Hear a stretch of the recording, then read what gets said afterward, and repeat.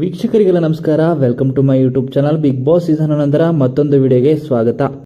ಇನ್ನು Bigg Boss ಮನೆಯಲ್ಲಿ captaincy task ಕೂಡ ಈಗ ಮುಕ್ತಾಯವಾಗಿದೆ. ಇನ್ನು ಕ್ಯಾಪ್ಟನ್ಸಿ ಟಾಸ್ಕ್ ಅಲ್ಲಿ ಯಾರೆಲ್ಲ ಇದ್ದಾರೆ ಅಂತ ನೋಡೋದಾದ್ರೆ ರಜತ್, ಮೋಕ್ಷಿತಾ, ಧನ್ರಾಜ್ ಹಾಗೆ ಭವ್ಯ, ತ್ರಿವಿಕ್ರಮ್ ಅಂತಾನೆ ಹೇಳ್ಬೋದು. ಇನ್ನು ಗಾರ್ಡನ್ ಏರಿಯಾದಲ್ಲಿ ನಿರ್ಮಿಸುವಂತ ಬಾಲ್ ನ ಒಂದೊಂದು ಬಂಚಲಾಗಿ ನೇತು ಹಾಕಿದ್ದಾರೆ ಅಂತಾನೆ ಹೇಳ್ಬೋದು. ಇನ್ನು ಬಿಗ್ ಬಾಸ್ ಸೂಚಿಸುವಂತೆ ಆಯಾ ಸಂಖ್ಯೆಯಲ್ಲಿ ಇರುವ ಬಾಲ್ ಅನ್ನ ಕಿತ್ಕೊಂಡು ತಮ್ಮ ಬಾಸ್ಕೆಟ್ ಒಳಗಡೆ ಹಾಕೋಬೇಕಾಗಿರುತ್ತೆ. ಅದೇ ರೀತಿ ಎಲ್ಲ ಸ್ಪರ್ಧಿಗಳು ಕೂಡ ಮೊದಲನೇದಾಗಿ ಆಟವನ್ನು ಆಡ್ತಾ ಇದ್ದಾರೆ, 5 ಸ್ಪರ್ಧಿಗಳು ಕೂಡ. ಹಾಗೆಯೇ ಆ ಬಾಲನ್ನು ಯಾರು ಬೇಗ ಹಾಕ್ತಾರೋ ಅವರು ಈ ಮನೆಯ ಕ್ಯಾಪ್ಟನ್ ಅಂತ ಕೂಡ ಬಿಗ್ ಬಾಸ್ ಇಲ್ಲಿ ಹೇಳಿರ್ತಾರೆ. ಅದೇ ರೀತಿ ಎಲ್ಲರೂ ಕೂಡ ತಮ್ಮ ಆಟವನ್ನು ಆಡ್ತಿರ್ತಾರೆ. ಆದರೆ ಬಂಚಲ್ಲಿ ಇದ್ದಂಥ ಬಾಲ್ನ ತಗೊಳ್ಳೋದು ಬಿಟ್ಟು ಭವ್ಯ ಅವರು ಎಲ್ಲೋ ಮಿಸ್ಟೇಕ್ ಮಾಡಿದ್ದಾರೆ ಅನಿಸುತ್ತೆ.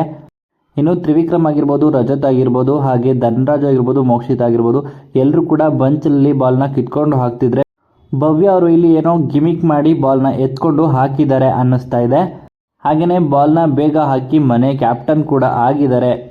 13ನೇ ವಾರದಲ್ಲಿ ಕ್ಯಾಪ್ಟನ್ ಆಗಿದ್ದಂಥ ಭವ್ಯ ಅವರು ಈಗ ಸತತ ಮತ್ತೆ 14ನೇ ವಾರಕ್ಕೆ ಮತ್ತೆ ಕ್ಯಾಪ್ಟನ್ ಆಗಿದ್ದಾರೆ ಅಂತಲೇ ಹೇಳ್ಬೋದು. ಇನ್ನು ಕ್ಯಾಪ್ಟನ್ಸಿ ಟಾಸ್ಕ್ ಮುಗಿದ ಮೇಲೆ ಮೋಕ್ಷಿತ ಆಗಿರ್ಬೋದು, ಮಂಜು ಆಗಿರ್ಬೋದು, ತ್ರಿವಿಕ್ರಮ್ ಆಗಿರ್ಬೋದು, ರಜತ್ ಆಗಿರ್ಬೋದು, ಎಲ್ಲರೂ ಕೂಡ ಆ ಬಾಲಿಂದ ಎಲ್ಲಿ ಬಿತ್ತು ಅಂತಲೇ ಗೊತ್ತಿಲ್ಲ ಅನ್ನೋ ರೀತಿಯೇ ಮಾತನಾಡ್ತಾ ಇದ್ದಾರೆ. ಅಂದರೆ ಇಲ್ಲಿ ಭವ್ಯ ಅವರು ಮೋಸ ಮಾಡಿ ಗೆದ್ರ ಅಂತ ಕಾದು ನೋಡಬೇಕಾಗಿರುವಂಥದ್ದು. ಇನ್ನು ತ್ರಿವಿಕ್ರಮ್ ಆಗಿರ್ಬೋದು, ರಜತ್ ಆಗಿರ್ಬೋದು, ಇಬ್ಬರು ಕೂಡ ಭವ್ಯನ ಕೇಳ್ತಾ ಇದ್ದಾರೆ ಎಲ್ಲಿಂದ ಬಿತ್ತು ಬಾಲು ಅಂತ. ನನಗೆ ಗೊತ್ತಿಲ್ಲ ರಜತ್ ಅಂತಲೂ ಕೂಡ ಭವ್ಯ ಇಲ್ಲಿ ಹೇಳ್ತಿದ್ದಾರೆ. ಭವ್ಯ ಅವರು ಇಲ್ಲಿ ಸುಳ್ಳು ಹೇಳ್ತಿದ್ರಾ ನಿಜ ಹೇಳ್ತಿದ್ರಾ ಅಂತ ಗೊತ್ತಿಲ್ಲ. ಎಪಿಸೋಡಲ್ಲೇ ಕಾದು ನೋಡಬೇಕಾಗಿರುವಂಥದ್ದು.